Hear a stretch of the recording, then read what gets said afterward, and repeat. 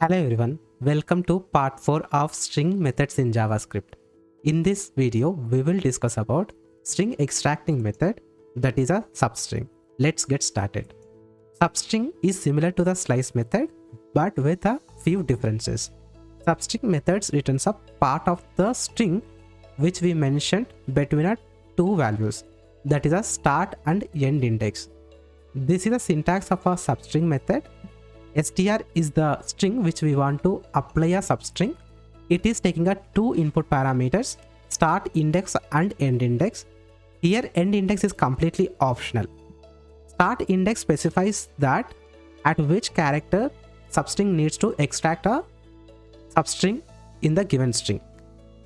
End index specifies that at which index before we can stop the extraction of the substring.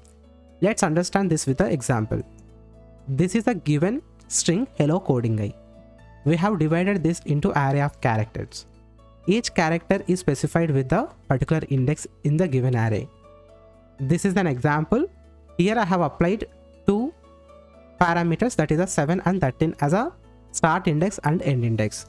Similar to a slice method, substring method does not include a 13 index. That means a end index in the substring. Here it will extract from 7th index, that is from C. It is excluded 13th index, that is a whitespace character. As a result, we will get a coding from the substring. And note that substring does not manipulate the original string. It will return a new updated string. Let's discuss other examples in detail with the code. Here I have taken this str hello coding guy. The length of the string is 16. Let's apply a substring method on this. I'm directly printing onto the console by using a console.log. We have to call substring on the str by using a dot substring, in which we can pass two input parameters, that is a start index and end index. Here I am omitting a end index. When you omit end index to the substring, it will extract from starting to the end. That we will see onto the console. Here it is extracted from C, that is from the start index to the end. This is the first case of a substring. Let's pass a end index also here, that I am passing it as a 12. In this case it will extract till G, and the 12th index is a dollar here.